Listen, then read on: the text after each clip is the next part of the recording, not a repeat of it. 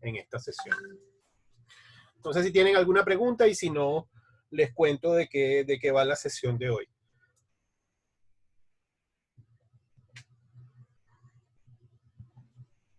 Muy bien. Eso significa que no tenemos ninguna pregunta, ¿o sí? ¿No? Bueno, miren, en el ámbito de los derechos humanos, por supuesto, un hito importante es la Declaración Universal, ¿no? La Declaración Universal no es un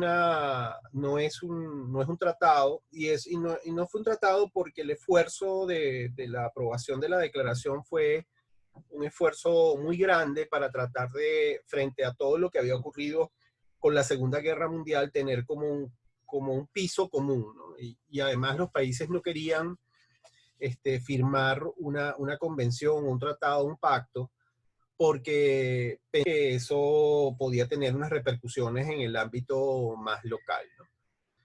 Lo que sí es cierto es que alguna gente dice, y lo dice en relación, por ejemplo, a la Declaración Americana de Derechos Humanos, y que eso es una mera, un mero instrumental de recomendaciones, ¿no?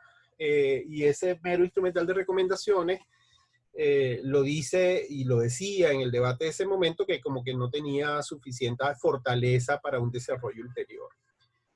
Tomen en cuenta además que si uno revisa la declaración, revisa la declaración de derechos humanos, va a ver que hay un desarrollo mayor y mucho más explícito de lo que son los derechos civiles y políticos. Y los derechos económicos, sociales y culturales que están presentes tienen un menor desarrollo, ¿no? Y eso después lo vamos a ver en todo lo que es el desarrollo posterior a la declaración. Pues bueno, la declaración es como una base sustantiva sobre la que después se monta la arquitectura del Sistema Universal de Derechos Humanos y que más o menos se va a ir replicando casi que en paralelo a nivel regional, tanto en Europa como en África, como en el sistema interamericano. Es decir, ahí se van a encontrar una declaración y después van a encontrar una serie de caminos para avanzar en lo que es la arquitectura del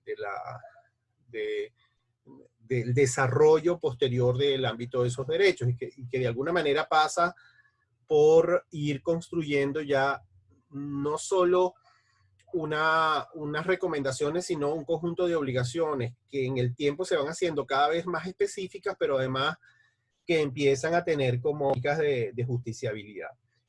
Entonces, y eso tiene que ver con el debate que se dio, de alguna manera, el debate, como para decirlo, en una confrontación falsa entre derechos civiles y políticos y derechos económicos, sociales y culturales, ¿no?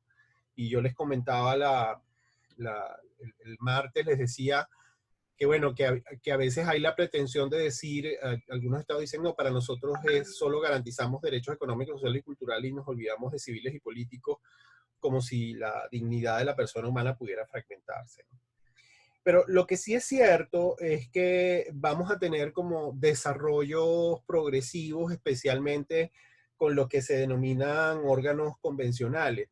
Es decir, después de que sale la declaración, se hace el Pacto Internacional de Derechos Civiles y Políticos y se llaman órganos convencionales aquellos que están derivados de una convención, un pacto. Si ustedes ven, por ejemplo, en el caso del sistema interamericano, tienes la Declaración Americana de Derechos Humanos, tienes el Pacto de San José o la Convención Americana de Derechos Humanos, que es la que crea, por ejemplo, la Comisión Interamericana de Derechos Humanos y no crea el ámbito de la posible eh, creación de la Corte Interamericana de Derechos Humanos. Es decir, abre un ámbito para el tema de la justiciabilidad de los derechos humanos.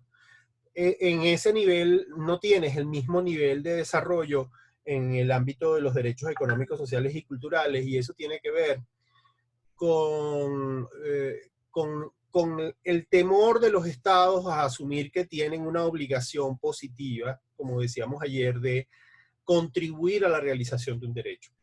Es decir, el derecho a la vivienda. Entonces hay como la resistencia por parte del Estado de decir, bueno, pero ¿cómo me comprometo yo a garantizar ese derecho si ese derecho implica a lo mejor excede mis capacidades, ¿no? Entonces, hay como menor desarrollo en los derechos económicos, sociales y culturales. Vean, por ejemplo, incluso países que en la región propugnan y hablan y declaran la importancia de los derechos económicos, sociales y culturales, se niegan a aprobar el protocolo de San Salvador, ¿no? El protocolo de San Salvador es un protocolo que básicamente reconoce parcialmente la posibilidad de la justiciabilidad, es decir, la posibilidad de avanzar en llevar esos casos ante el sistema interamericano para lo que son los derechos sindicales y para lo que es el derecho a la educación. Entonces, son procesos, procesos mucho más lentos. Si uno revisa, por ejemplo, lo que es la actuación de lo que era lo que es el Comité de Derechos Humanos, que es la instancia derivada del Pacto Internacional de Civiles y Políticos, vamos a encontrar que tiene muchísimo más trayectoria, muchísimo más actividad y tiene muchísimo más intensidad que lo que es el Comité de Derechos Económicos, Sociales y Culturales, que deriva del Pacto Internacional de Derechos Económicos, Sociales y Culturales. Entonces, una de las cosas que, por ejemplo, el movimiento de derechos humanos en la década de los 90, finales del siglo XX y todavía a esta fecha y principios de es tratar de avanzar en lo que son los protocolos facultativos, que son los que permitirían avanzar en la justiciabilidad.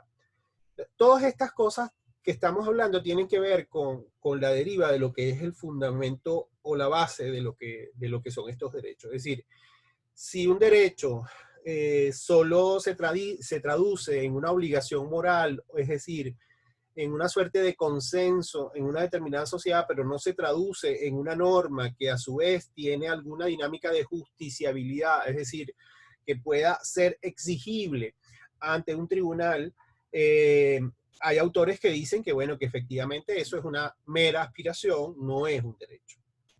Entonces, ahí va a haber, y además, como yo les decía el martes, hay cambios, digamos, en los contextos que están derivados de las nuevas tecnologías, los avances que se pueden ir dando en otros ámbitos de diversa naturaleza, como puede ser los cambios que se dan en la sociedad, y por lo tanto cambian esas dimensiones subjetivas de lo que se considera un derecho, y esos actores se despliegan en la vida pública para conseguir la realización de un derecho. Ciertamente ahí hay eh, el contenido del derecho también es o puede ser cambiante. Yo hablaba, por ejemplo, hoy estamos reuniéndonos a través de Internet y ahora se está hablando en todas partes del mundo. Oye, Internet es muy importante para garantizar el derecho a la educación. ¿Qué es lo que está expresando los problemas de conectividad que estamos teniendo o la imposibilidad del acceso? Bueno, evidentemente el Internet,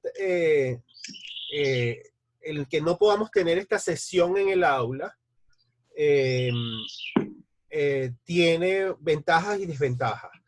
Pero una de las desventajas es que solo aquellos que tienen la posibilidad de tener Internet son los que pueden asistir a una clase de este tipo. Es decir, aquellos que no quedan excluidos. Entonces se da una exclusión del derecho a la educación asociado a si tienes este derecho, este acceso a Internet. Véanlo con mucha más claridad en la educación básica. Muchísima gente dice, no, las maestras están tratando de hacer cosas, pero en el barrio, en los barrios populares no es equivalente el acceso, ni las condiciones, ni tampoco los padres y madres pueden acompañar a sus hijos que tienen que estar en una estrategia de supervivencia. Entonces, me parece que ahí hay que entender cómo un debate sobre esto, un problema es el acceso, el acceso además en el caso de Internet tiene que ver con que tengas la posibilidad de la infraestructura física, pero además que lo sepas usar. Es decir, la accesibilidad no está solo vinculado a que tengas el derecho, sino que lo uses adecuadamente. Entonces, esto está generando debates en relación al contenido del derecho a la educación o en relación al contenido del derecho al trabajo, esta cosa que llaman teletrabajo. Es decir, no todas las personas pueden teletrabajar, pero para poder teletrabajar tiene que haber unas condiciones, es decir, las personas tienen que tener determinadas habilidades, determinadas capacidades. Entonces, como vemos, el desarrollo histórico influye de manera determinante procesos, en los procesos de construcción del contenido del derecho. Y lo vemos en la misma práctica que estamos realizando ahora mismo, vemos algunas de esas diferencias de las que estamos hablando. Y pasa también lo comentaba también el martes, con el tema de la salud. Es decir, si hay una innovación en el campo médico que resuelve o que es un tratamiento adecuado para una determinada enfermedad, eso seguramente se va a convertir como en un elemento clave, sustantivo del derecho. Les quiero compartir un poco en la línea de lo que estábamos hablando la, la, la clase del martes. Uno de los elementos que ayuda, perdón, déjenme compartirle otra cosa antes. Uno de los elementos que ayuda a esta, esto es una,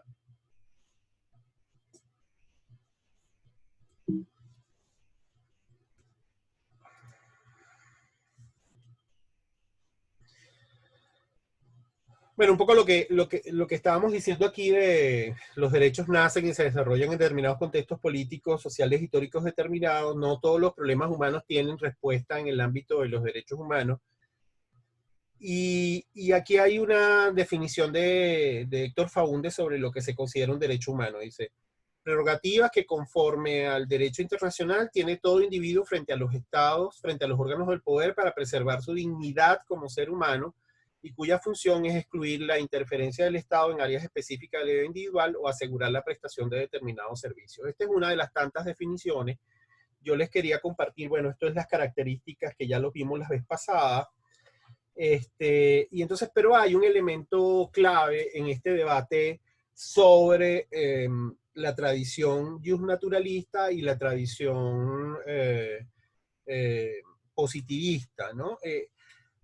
Si nosotros partimos de que los derechos solo existen en la medida en que están consagrados, entonces no hay una posibilidad de que efectivamente haya un despliegue de los actores para cambiar una determinada realidad. Entonces, por eso, si hay lo que yo les comentaba, es decir, si no hay una dimensión en la que las personas dicen, yo soy un sujeto de derechos, yo tengo una determinada dignidad, ¿cuáles son las obligaciones del Estado en relación a esa dignidad? Pues si no tienen conciencia de ello, entonces no salen a buscar el reconocimiento de ese derecho y por lo tanto su congregación normativa. Eso quiere decir que antes de que no estaba en la norma no era un derecho, no, probablemente no había sido consagrado históricamente o no se había expresado en una norma jurídica. Tenemos muchísimos casos, hay de diversidad de tipos, es decir, si yo tengo derecho a la educación y parte del contenido del derecho a la educación es que se me garantice en cualquier circunstancia y resulta que el tema de Internet es una mediación importante para que yo pueda acceder a ella, yo a lo mejor tengo que luchar o movilizarme para garantizar que tengamos una determinada calidad de Internet y logro a lo mejor el reconocimiento de Internet como un derecho humano, como ha ocurrido en algunos países, ha pasado por ejemplo en Chile o en otros países, que se empieza a reconocer normativamente la importancia de ese instrumento tecnológico para la realización per se y para la realización de otros derechos. Entonces, el hecho de que no haya sido reconocido significa que el derecho no existía, no, es que no, probablemente no se había conquistado, se había reconocido de alguna manera. El voto femenino, por ejemplo, eso significaba que el derecho no existía, no, el derecho se conquistó porque las mujeres decidieron participar, es decir, la iniciativa de las sufragistas, todo el movimiento feminista que hablaba del derecho al voto, todo el pensamiento de ese feminismo liberal que decía que quería participar también en la esfera pública, tenía una demanda concreta. En Venezuela eso se conquistó a mediados del siglo XX, pero era una conquista que no se había expresado normativamente, pero que existía en cuanto que era una persona. Y esos debates ahí, porque si no, a veces lo que puede ocurrir es cuando, si no asumes esa perspectiva, generas como una suerte de inmovilismo, ¿no? En relación a lo que son las normas, ¿no?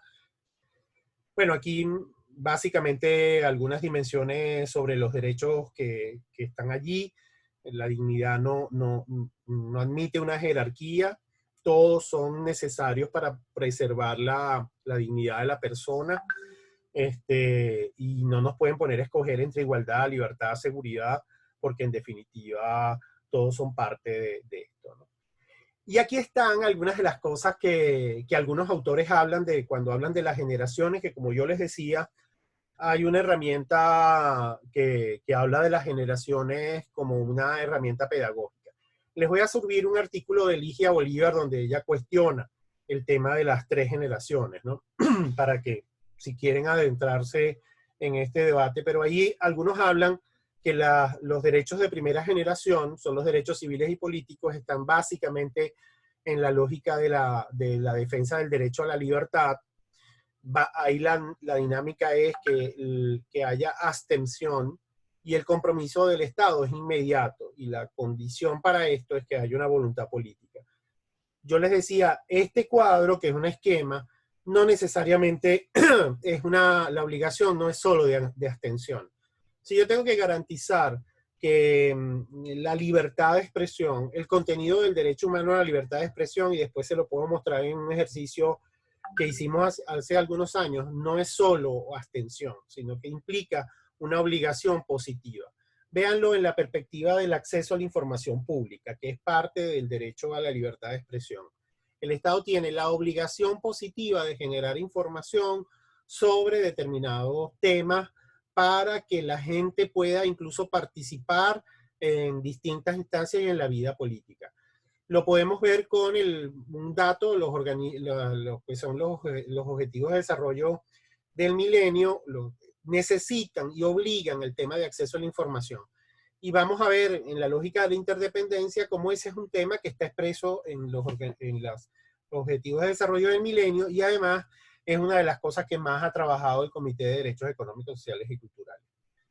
La segunda generación de la que hablan aquí son los D, que están más vinculados a los temas de igualdad, y ahí dice que la obligación del Estado es positiva, y habla de un compromiso del Estado progresivo, y las condiciones están dependiendo de los recursos, que es un poco lo que les comentaba antes en relación a las dudas que habían en relación y las reservas que hay en relación a estos derechos económicos, sociales y culturales.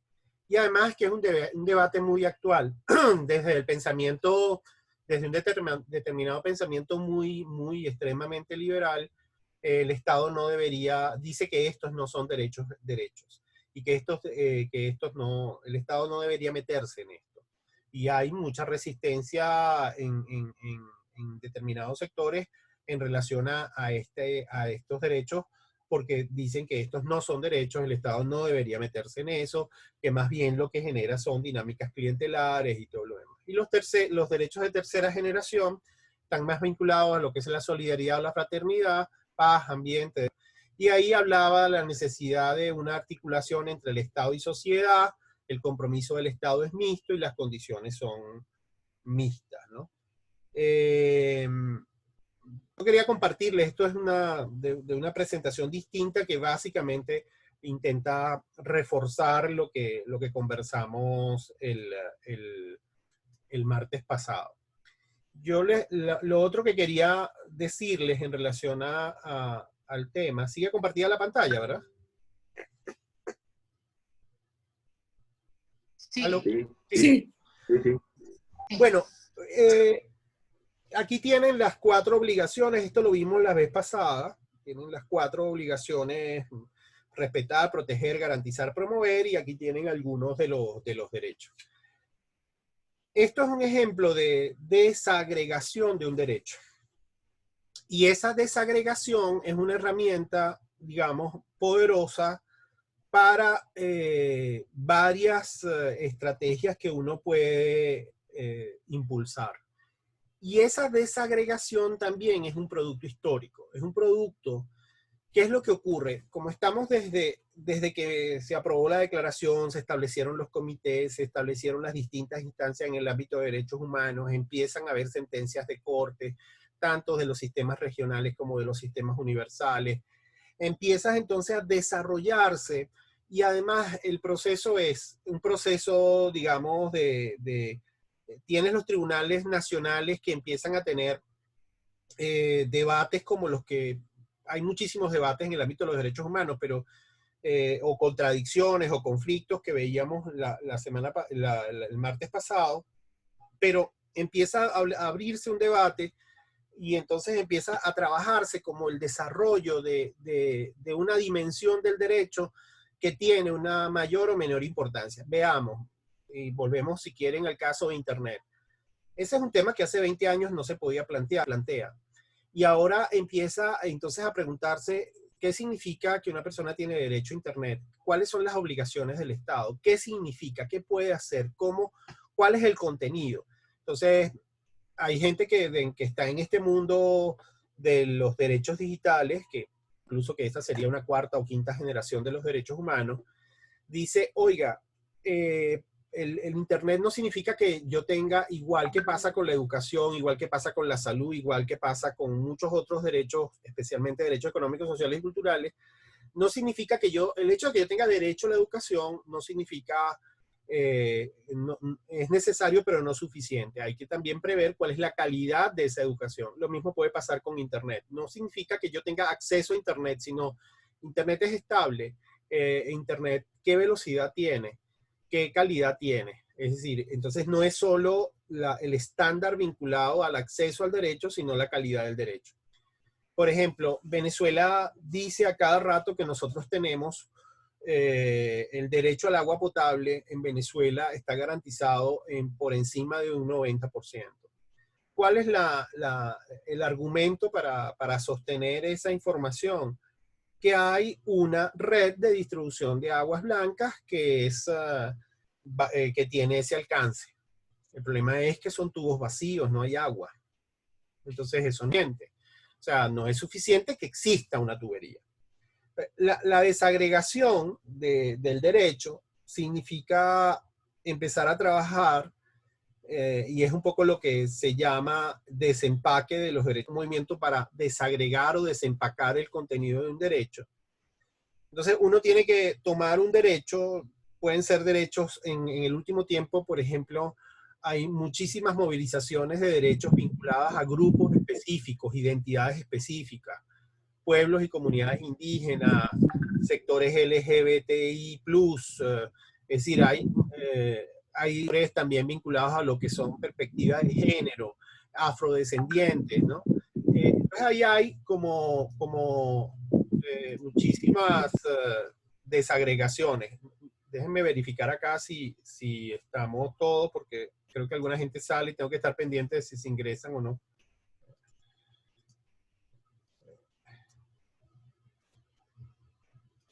Creo que no, estamos todos.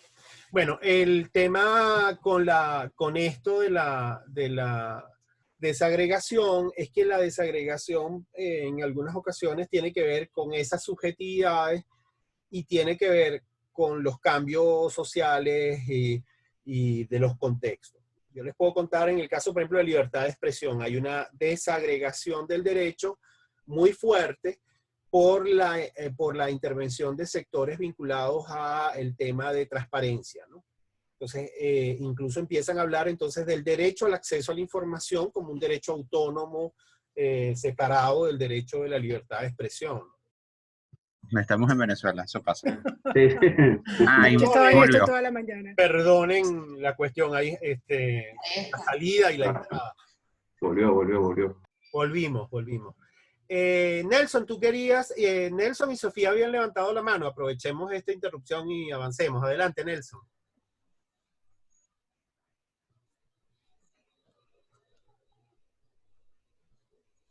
Todavía no llega el audio allá a Lara, ¿vale?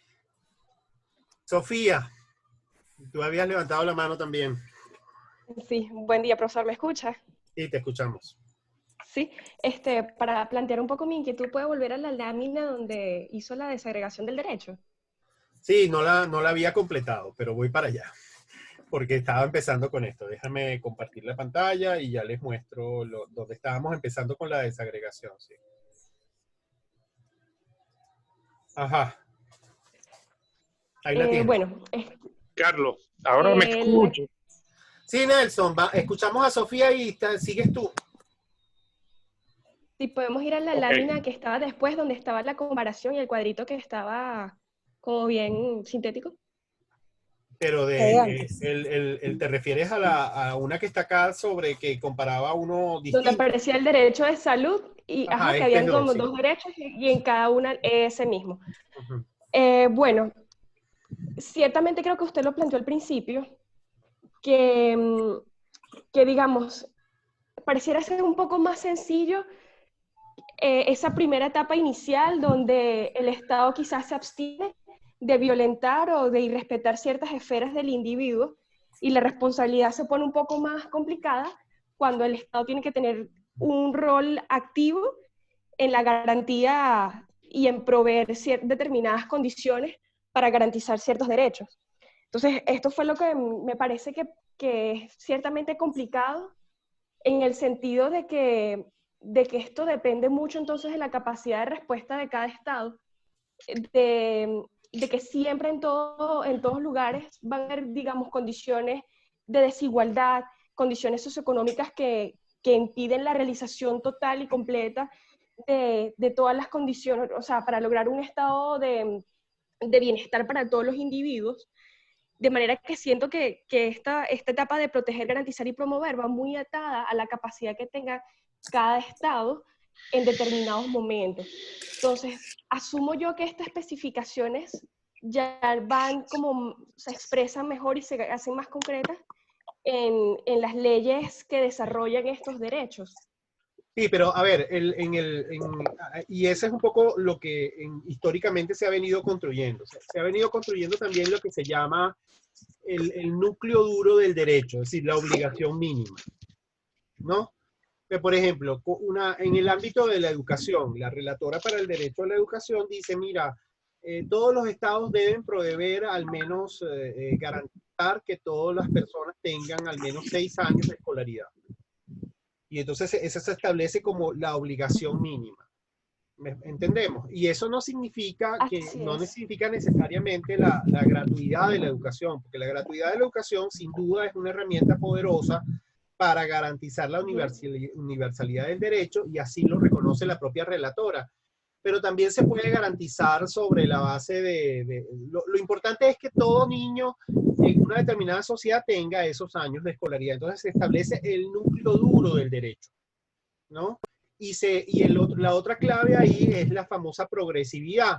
Es decir, nosotros tenemos esta situación actual, esta es la situación actual, y esta es la progresión para alcanzar, en primer lugar, ese núcleo duro, y después avanzar en una mayor progresión de ese derecho. Entonces, ciertamente, y por eso es que también ahí entonces empieza a plantearse el debate de la misma reflexión sobre el ámbito universal, es, bueno, ¿qué debe hacer la comunidad en el ámbito de la cooperación para garantizar que todas las personas tengan el acceso a un determinado derecho? Y ahí hay una agenda inmensa, porque, por ejemplo, en el ámbito del derecho a la educación, de la salud, hay vacunas que costarían muy poco que todo el mundo las tuviera, y desafortunadamente no se impulsa un compromiso de todo el mundo para que eso ocurra, ¿no? Y yo creo que, por ejemplo, eso es una situación que puede ser que a partir de este COVID, si la sociedad lo impulsa, a lo mejor lo logramos. O sea, porque lo que está mostrando el COVID es el grado de interconexión que tienen los distintos países y territorios. Nelson, no sé si respondí, Sofía, pero por ahí va. O sea, hay que, lo que interesante es Sí, que... buen día. Sí, adelante, Nelson, perdona.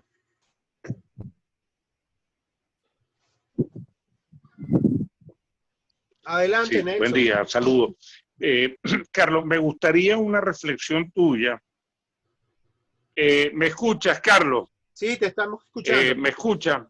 Sí. Ya liberé el micrófono, no sé si... Te escuchamos, te escuchamos.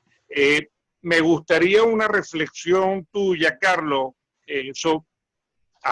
Me gustaría una reflexión tuya sobre la relación entre los movimientos sociales y el surgimiento y desarrollo de los derechos humanos, ¿no?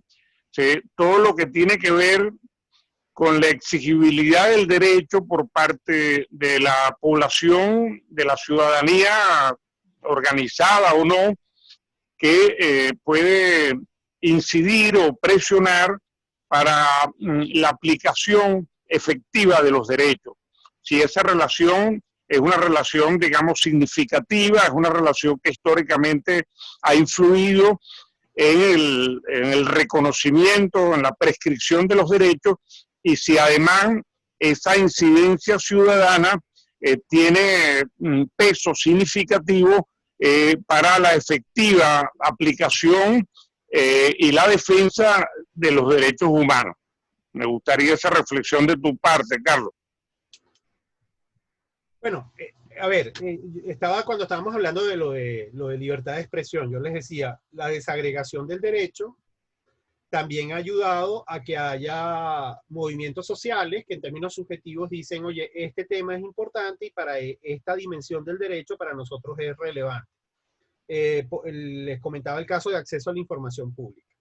Entonces, el caso acceso a la información pública, que es un elemento del derecho a la libertad de expresión, empieza a ser reivindicado por las organizaciones que promueven el derecho a la salud, todos los derechos económicos, sociales y culturales, los movimientos vinculados a la participación política y a la participación en los asuntos públicos como una herramienta para tener acceso a los diagnósticos de lo que pasa en un determinado entorno o para hacer supervisión de la gestión pública, como pueden ser las organizaciones vinculadas a transparencia. Y eso se traduce incluso en iniciativas en las que los movimientos sociales se movilizan y hacen lo que llamamos exigibilidad de los derechos. Es decir, yo tengo conciencia de ese derecho, yo necesito ese derecho para adaptarme o para poder avanzar en mi realización personal y preservar mi dignidad, y yo me movilizo y hago un despliegue en las calles y hago acciones jurídicas y me defiendo. En algunas ocasiones porque tengo conciencia del derecho o en otras ocasiones porque me vulneran el derecho, es decir, porque no me permiten acceder a ese derecho. Entonces, sin duda, los movimientos sociales, esa subjetividad que va apoderándose, que la gente se apropia de ellas, es una herramienta poderosísima para avanzar en el desarrollo de los derechos y en la protección de los derechos. Es imposible, por ejemplo, pensar que podemos preservar la integridad de las personas si no es porque hay víctimas, ¿no? Víctimas que de alguna manera responden, ¿no? a la necesidad de resarcirse su daño. Es decir, las madres que se movilizan, entonces vean los ejemplos de las madres de Plaza de Mayo, que a partir de que les desaparecen a sus hijos, movilizan, y en un contexto de dictadura militar, donde estaba prohibido que más de 2 personas se congregaran, ellas de 2 en 2 daban vueltas en los alrededores de la Plaza de Mayo, que es una plaza que está al frente del Palacio de Gobierno allá, y es como decir que aquí se hiciera en los alrededores de Miraflores, ¿no? Entonces, de alguna manera, sin duda, la movilización de los actores va a ser para preservar derechos, para conseguir verdad, justicia y reparación. Y uno de los elementos claves en el ámbito de los derechos humanos es que la reparación pasa porque no se repitan las violaciones de derechos humanos. ahí hay un problema importante y también es relevante todo lo que tiene que ver con la participación y la movilización, que es la memoria, es decir, cómo y de qué manera la memoria se convierte en una herramienta para que determinados hechos no se repitan. Lo que ha pasado en algunas sociedades donde han vivido graves violaciones de derechos humanos es que después de 2 generaciones o así empieza a haber como una suerte de olvido de lo que ocurrió y entonces empieza a verse la posibilidad de que se repitan situaciones de graves violaciones de derechos humanos. Y ahí es importantísimo el despliegue de los movimientos sociales, tanto para mantener la memoria y también para evitar que esos hechos se repitan y para avanzar en el ámbito de los derechos. Hay muchísimos campos donde eso se ve, el tema, por ejemplo, del movimiento LGTBI que anda reivindicando derechos asociados a si toda persona tiene derecho a formar familia, porque yo no puedo formar familia con una persona de mi mismo sexo. Entonces ahí hay movilizaciones en función de lograr ese reconocimiento que no se reconoce muchas veces en las normas y en las leyes. Creo que Sofía, ¿volviste a levantar la mano o ya respondí? Sí, es porque una pregunta en relación a la respuesta que me había dado. Sí, adelante. Me llamó un poco la atención entonces cuando habló que ciertamente la gratuidad, por ejemplo, era una forma de avanzar en esa garantía mínima de acceso de determinados servicios o determinados derechos a todos, pero que no era la única. Entonces, suponiendo que estemos en un estado liberal, minimalista, en donde quizás ciertos servicios o condiciones no las provea el Estado, digamos, por su constitución, sino que son parte de la sociedad civil misma, ¿qué mecanismos alternos a la gratuidad? Insisto, tratando de ver una perspectiva, asumiendo que estemos en un estado minimalista, de poca intervención social, ¿de qué manera desde esa perspectiva se ve esa garantía mínima de derechos? Mira, hay municipios, lugares donde de alguna manera han desarrollado darle a la familia recursos para que él opte por dónde dónde pone su niño a estudiar. Es decir, una suerte de aporte para que las personas puedan pagarse la educación que ellos quieran y reducen la educación pública. Pero date cuenta que uno pensaría, te estoy diciendo propuestas que en algunos sitios ocurren en relación a la educación básica, a la educación primaria. Pero por ejemplo en los Estados Unidos la gente se muda y las zonas donde se mudan en función de la calidad de la escuela pública. Es decir, la escuela pública de un municipio es un factor determinante para que las familias se muden ahí.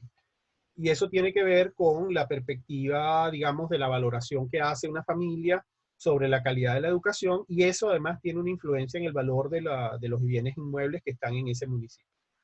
Entonces, yo, por ejemplo, lo que te digo del contenido del derecho a la educación, eso está en un documento del derecho humano de la relatoría. Era una relatora en ese momento, que hablaba de que el contenido mínimo planteaba sobre el mejor mecanismo era ese, ¿no? Si estás en un estado minimalista, evidentemente incluso el pensamiento más liberal habla de la necesidad de que una de las obligaciones del Estado es garantizar educación, salud, vida, es decir, es muy difícil a no ser que sean autores excesivamente minimalistas que te desconozcan esas obligaciones. Bueno, Nelson, yo te voy a... levantaste la mano nuevamente, perdona. Sí, una inquietud en relación al vínculo entre derechos humanos e ideologías y doctrinas ideológicas, políticas, porque hay tesis que sostienen que los derechos humanos tienen una entidad en sí mismos y por su universalidad están como al margen de las ideologías políticas, las doctrinas, ¿no? Hay otras tesis que sostienen que las doctrinas pueden establecerle un marco de mayor o menor alcance a los derechos según pues, las concepciones filosóficas, ideológicas que animan esas doctrinas. Me gustaría tu opinión al respecto, Carlos. A ver, en principio, voy a apagar tu micrófono, Nelson, para evitar el ruido. A ver, el ámbito de los derechos humanos evidentemente es un ámbito universal. Entonces, si el planteamiento universal es para toda persona, ciertamente que hay perspectivas ideológicas que pueden impulsar un determinado ámbito, para subrayar un determinado derecho. A mí me parece que, digamos, la construcción que se ha venido haciendo del contenido de los derechos humanos es una herramienta poderosa para aceptar por un lado, el principio de no discriminación, ¿no? El principio de igualdad, ¿no? El principio de que somos iguales, pero también el principio, y el de no discriminación implica que somos diferentes también. A mí me parece que es una herramienta poderosa para la construcción de una gramática del relacionamiento democrático, es decir, los derechos humanos son un lugar evidentemente también de confrontación, de disputa, de debate en relación a distintas visiones. Si yo sacara, por ejemplo, el tema del aborto o el tema de la unión de parejas del mismo sexo, va a haber mucho debate. O el tema que estábamos hablando antes en relación al tema de la educación. Entonces ahí hay que debatir y hay que tratar de ir construyendo los consensos necesarios. Pero creo que el instrumental de los derechos humanos es una herramienta como poderosa para generar una suerte de dinámica dialógica en la sociedad para la construcción de esos consensos a partir de un reconocimiento de unas premisas básicas comunes a todos. Por supuesto, entonces hay sectores que descalifican los derechos humanos y lo descalifican porque también en algunas ocasiones hay instrumentalizaciones que simplifican el ámbito del debate de los derechos y creo que empobrecen el debate. Entonces, lo que quiero decir con esto es, por ejemplo, en Venezuela en los 60, el movimiento de derechos humanos estaba más vinculado a movimientos políticos de izquierda. Creo que a partir del finales de los 80 empieza a darse también en Venezuela un proceso de, digamos, una mirada mucho más técnica y profesional, en el sentido de empezar a trabajar en la perspectiva de los derechos humanos como los derechos de cualquier persona. Y eso en algunas ocasiones es complicado y es difícil. Al menos nosotros, yo personalmente, que trabajamos un derecho que es uno de los derechos en lo que es visible una posición política, y lo hacemos desde el Centro de Derechos Humanos y desde Espacio, nosotros tenemos que partir del reconocimiento de ese derecho para cualquier persona en función de lo que son las obligaciones o lo que deberían ser las obligaciones del Estado. Entonces eso hace que yo tenga que defender o salir a defender incluso ideas y propuestas o imágenes que yo no compartiría, ¿no? Entonces, un poco en la línea de lo que te quiero decir es, yo creo que hay un espacio de debate, es un espacio en algunas ocasiones de confrontación, además que es legítimo, pero creo que es muy importante reconocer, y eso creo que algunos autores, incluso intelectuales y todo lo demás, reconocen el potencial de los derechos humanos como un espacio de reconocimiento de valores comunes para el conjunto de las personas, independientemente de las ideas políticas, ¿no? Michelle, creo que estás levantando la mano. Sí, Carlos, tenía una pregunta con relación a las obligaciones, algo que me llamó la atención del cuadro. En la sección de proteger, con los dos ejemplos que nos das, se hace énfasis en la parte privada, tanto en lo que relacionaba con las concesiones de las radios, como con lo que tiene que ver con la protección de supervisión de los hospitales privados. Eso me llamó muchísimo la atención porque pensaba que de alguna manera se busca, o el Estado busca, de alguna manera proteger la parte de acción, de acceso público, tanto a lo que tiene que ver con información como con lo que tiene que ver con salud. No sé si me puedes de alguna manera explicar por qué esa protección a la parte privada, darle tanto énfasis a esa parte. Bueno, al final este es un ejemplo sencillo, ¿no? Es un ejemplo sencillo que básicamente lo que plantea es un ejemplo para construirlo. Después te voy a mostrarle uno que trabajamos nosotros, que yo trabajé hace un buen tiempo y que puede dar como una idea. A ver, si yo tengo la obligación de garantizar, por ejemplo, en el caso de la radiodifusión, y es el ejemplo que está allí, tiene una obligación de protección, evidentemente tú dices, bueno, el Estado tiene la responsabilidad de establecer los mecanismos mediante los cuales las organizaciones o las empresas pueden acceder a un medio de comunicación, y esas empresas tienen unas obligaciones que deben de cumplir y por lo tanto esas obligaciones implican a lo mejor algún tipo de supervisión que no necesariamente está vinculada al tema del contenido. Suponte, damos concesiones de radio y televisión y generamos una obligación en relación a que cada una de esas emisoras desarrolle programas dirigidos a los jóvenes. O sea, programas educativos para los jóvenes. No necesariamente significa supervisar el contenido, sino que lo impulsa y que lo haga. ¿Sí? Y eso, lo que significa supervisar, significa ver si lo están haciendo. No cómo lo están haciendo, porque cuando te metes ahí ya empiezas a meterte con toda la dinámica del contenido. O determinadas propuestas donde el Estado puede tener como algunas obligaciones. En el caso del ambiente, por ejemplo, una empresa que hace un estudio ambiental y el Estado tiene que supervisar si efectivamente está cumpliendo con sus obligaciones, por ejemplo, de devolver el agua a un afluente de manera que no esté contaminada.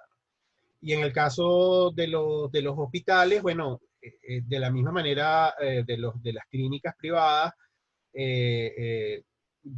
cuando tú abres un determinado establecimiento, suponte de venta de alimentos, tú tienes que tener determinadas condiciones para evitar que las personas puedan resultar enfermas porque la manipulación de alimentos no se hizo bien. Pues también puede implicar entonces ver que se cumplan unas determinadas normas en los hospitales, y eso significa proteger y que haya esas garantías desde las normas de construcción, el tipo de medicamentos. Es como que el Estado, por ejemplo, verifica si un medicamento puede utilizarse o no.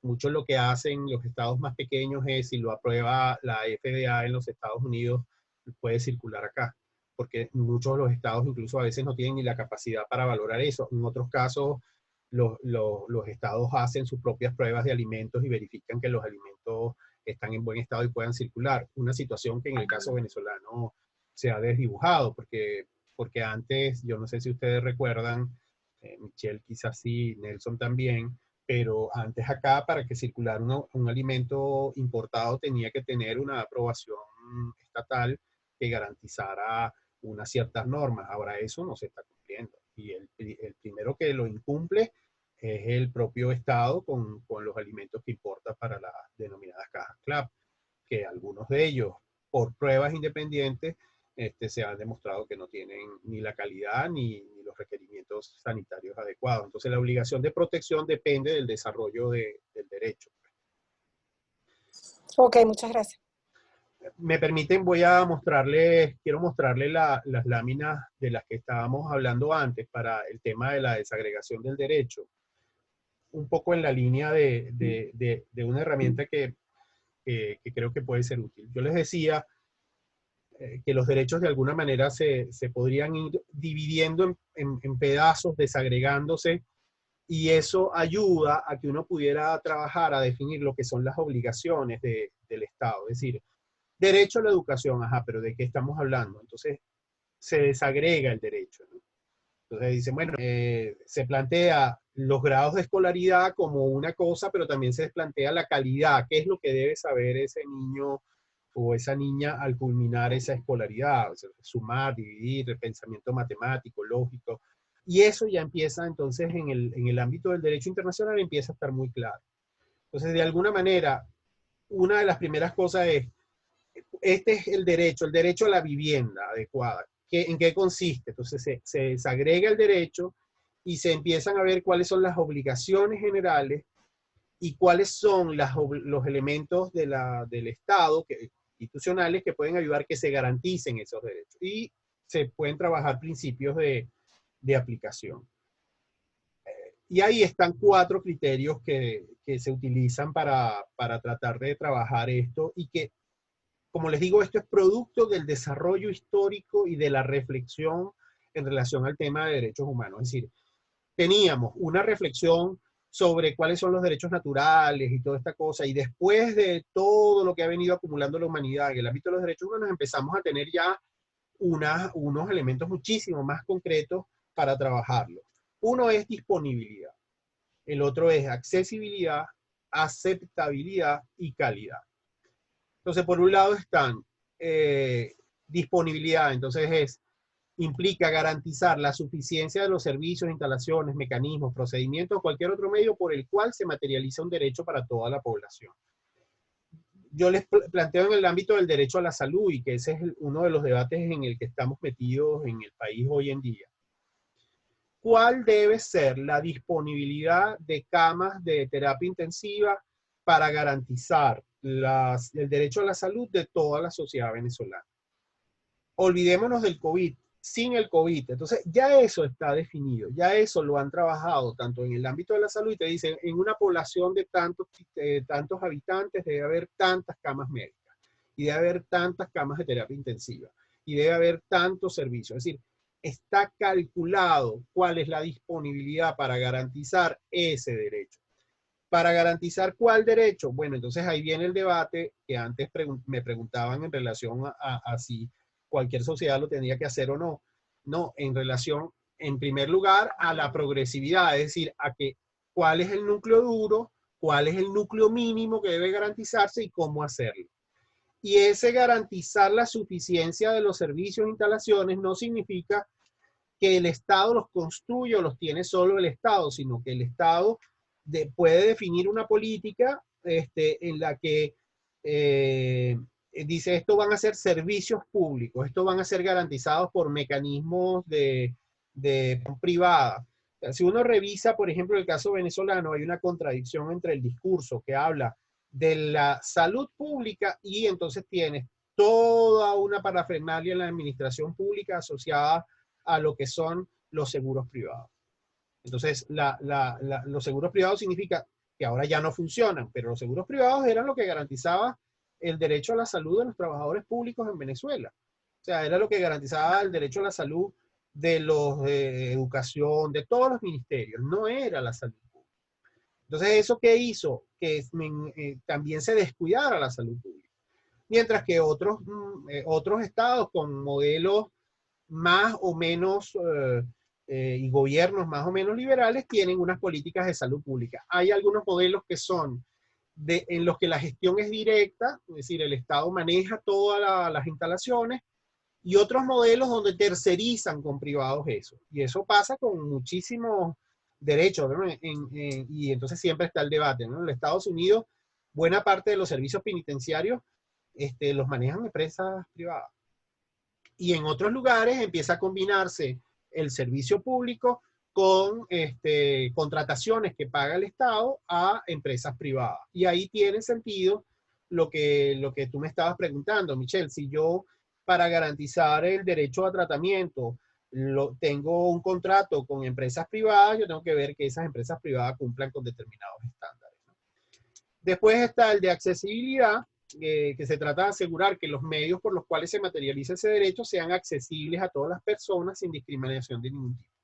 El acceso vinculado a la posibilidad que yo tengo de acceder al servicio, y eso en algunas ocasiones tiene dimensiones vinculadas a procesos educativos, porque el acceso a un servicio pasa en algunas ocasiones porque la persona sepa leer y escribir, porque la persona conozca los procedimientos, sepa a dónde acudir. Muchas veces nosotros que trabajamos temas vinculados a acceso a la información pública, la gente no tiene conciencia de quién es la persona responsable de rendir cuentas sobre determinado servicio. Entonces hay que trabajar para lograr que la gente conozca esa relación de quién es el responsable, ¿no? O sea, por ejemplo, ¿quién es responsable de que en mi comunidad no haya agua? es el municipio, es la empresa, estoy hablando de comunidades rurales, el municipio, es la empresa estatal de agua, quién es el responsable. Y después, aceptabilidad implica que el medio y los contenidos elegidos para materializar el ejercicio de un derecho sean aceptables por las personas a quienes están dirigidos.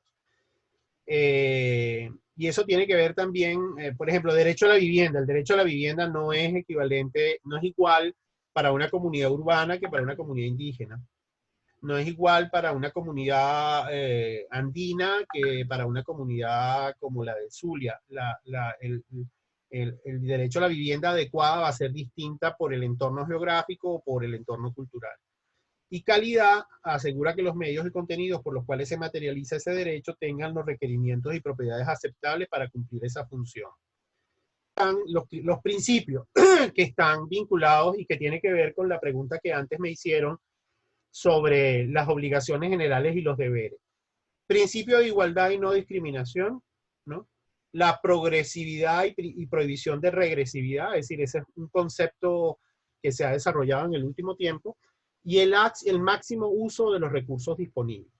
Esas tres herramientas son las que ayudan a ver si un Estado está haciendo los esfuerzos suficientes para garantizar que no se está discriminando, que la dinámica es que tengamos una visión en lo que los derechos vamos avanzando y no se regresen en relación a eso, y que los recursos disponibles de los que se están usando están usándose de una manera adecuada. Miren, esto que está aquí, este cuadro que les estoy mostrando, este es un cuadro que hicimos nosotros en relación al derecho a la libertad de expresión, que no es completo, pero un poco para entender, en un cuadro de doble entrada, solo trabajamos con tres tipos de obligaciones, la de respeto, las de protección y las de satisfacción, y aquí en el lado izquierdo colocamos las dimensiones del derecho. Por ejemplo, buscar. Entonces, buscar es el acceso, el buscar información, ¿no? Entonces, en las obligaciones de respeto en relación a ese derecho, dijimos, bueno, no molestar, que no se me moleste porque yo esté buscando cualquier tipo de información y que me dejen acceder a información de terceros. Proteger, no molestar en relación a terceros, y que se utilice para eso el tema de reputación moral o que se me discrimine, vinculados a y cuáles son el tipo de restricciones que son legítimas, ¿no? Que se pueden proteger. Es decir, la lógica de protección, yo no puedo acceder a la información de los expedientes clínicos de ustedes y divulgarla. Y decir, miren, aquí está, este es el expediente clínico de Misle, de Eduardo, de Nelson, y aquí está la información y hacerla pública. Y tiene el Estado la obligación de proteger la intimidad.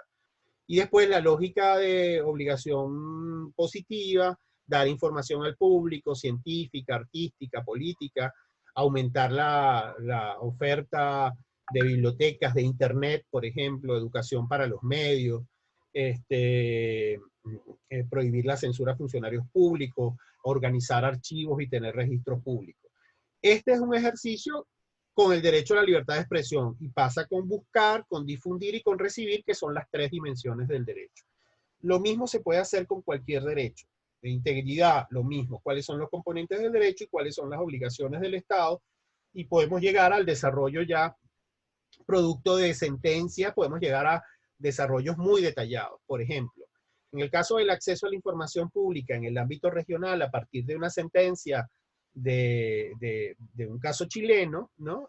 Allí se trabajó el estándar de acceso a la información pública. Entonces dice, los estados tienen que tener una ley. Primer punto. Segundo punto, tiene que haber un órgano que garantice que las peticiones de información que se formulen puedan resolver las dificultades o los problemas que haya. Segundo, hay una obligación de ofrecer información pública de manera proactiva. El principio de máxima publicidad. Toda información es pública, exceptuando aquellas vinculadas a estas cuatro dimensiones, si están en una ley, si se establece de esta manera. Es decir, se estableció el estándar del derecho y después de esa sentencia, que es la sentencia de Clau Reyes, se desarrolló en la región leyes para el acceso a la información pública que casi en toda la región existen, exceptuando Costa Rica no tiene ley, nosotros no tenemos ley, bueno, Cuba por supuesto, pero muchos otros países tienen ley y tienen órganos garantes. Y además de eso han avanzado en políticas de transparencia y los debates son si tenemos derecho o no a acceder a lo que son archivos sin procesar, data sin procesar, dinámicas de protección, toda la reflexión sobre el tema de Big Data y ahora un tema emergente y de mucha fuerza en la región y en todo el mundo es el tema de privacidad, que en nuestro caso es muy fuerte, es decir, todo lo que son en la famosa lista Tascón, que hay una sentencia de la Corte, que es el caso de Rocío San Miguel y otros, ese caso habla bueno, todo el tema de la búsqueda de información a partir y bases de datos que de alguna manera contribuyen o suman a todas esas restricciones o acceder a información para tomar represalias, ¿no? Entonces, todos esos debates son, en cada derecho ustedes van a encontrar estos desarrollos producto de lo que planteaba Nelson, las movilizaciones sociales, las demandas, los cambios en los contextos, o sea, detrás de una sentencia hay unos actores sociales que decidieron reivindicar un derecho.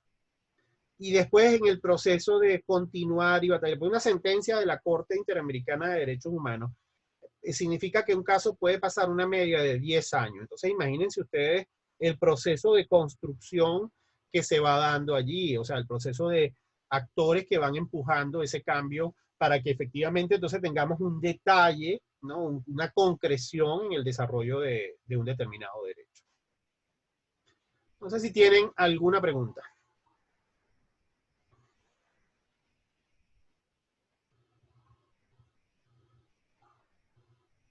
Muy bien. A ver, yo necesito que me envíen entonces, yo les tengo la propuesta mía es que puedan trabajar, puedan trabajar una primera aproximación en relación a un derecho que ustedes prefieran. ¿Cuál es algún desarrollo histórico de ese derecho? Es decir, el derecho muy concreto y ver... tratar de hacer una desagregación del derecho en un ejercicio que implica de identificar sus componentes y ver las obligaciones del Estado en las distintas dimensiones. Esa sería la propuesta de trabajo que yo les tengo. Para eso me tienen que pasar el derecho y yo estaría dispuesto a ayudarles a pasarles potenciales referencias dependiendo del derecho que quieran trabajar para que puedan avanzar en ese trabajo. Arcángel. Sí, profe, con respecto a ese tema, fíjese, usted que en la conversación del fundamento histórico al principio de la charla, hablaba de que, bueno, son procesos que llevan tiempo y tal, y comento el tema de la mujer. Y bueno, de hecho, por aquí tengo la pregunta de que, bueno, si podemos hablar de que la concepción de derecho se puede considerar machista. ¿Por qué? Yo sé que suena poco bastante alocado lo que estoy diciendo, pero ¿por qué? Porque me viene a la mente de las clases con la profesora Ligia, que ella decía que, bueno, por ejemplo, en la declaración francesa, ¿no? Todos eran iguales, excepto las mujeres y los que no tenían dinero, ¿no? Y en Estados Unidos todos nacemos iguales y libres ante la ley, menos los negros.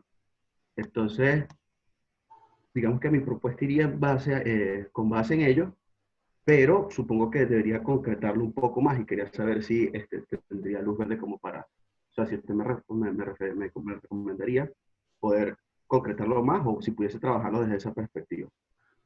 Yo te sugiero que trabajes un derecho, no trabajes un grupo, porque si trabajas un grupo, si trabajas niños, por ejemplo, vas a trabajar todos los derechos. Si trabajas mujeres, vas a trabajar todos los derechos. Si vas a trabajar indígenas, vas a trabajar todos los derechos. O sea, yo te propongo que tomes un derecho, o sea, un derecho civil y político. O sea, si quieres trabajar el tema, o sea, no trabajar con esos derechos, primero porque son derechos, digamos, que implica revisarlos todos los derechos, porque estás trabajando. Si trabajas con niños y adolescentes, tienes que trabajar derecho a libertad de expresión, civiles y políticas, participación, salud, educación, me explico, son todos los derechos. Y meterse entonces con esa perspectiva es una perspectiva que es un poco acotada, sería como muy grande para trabajarla.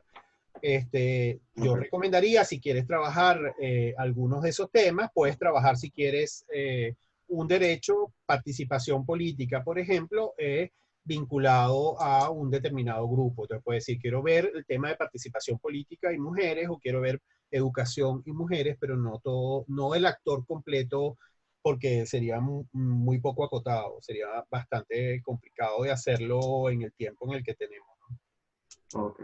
Bueno, muchas gracias por la recomendación.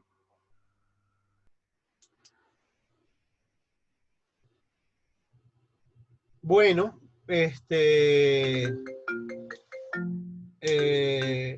nada, les voy a compartir la grabación. Espero que ustedes me indiquen cuáles son los derechos. Si quieren, hago un formulario y se los paso y lo completan.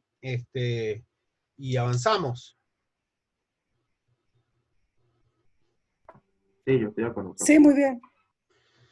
Les agradezco mucho su tiempo y espero que haya sido productivo. Les recuerdo que tienen materiales en la carpeta. Hay materiales que pueden ser interesantes. Y recuerdo para aquellos que no estaban que uno de ellos es muy útil, ¿no? Nada, nos vemos entonces. Se me cuidan. Chao, Igual, Carlos. muchas Feliz gracias. día. Chao, Hasta que tengan luego. buen día. Gracias. Muchas Buenos gracias. días. Hasta luego. Chao.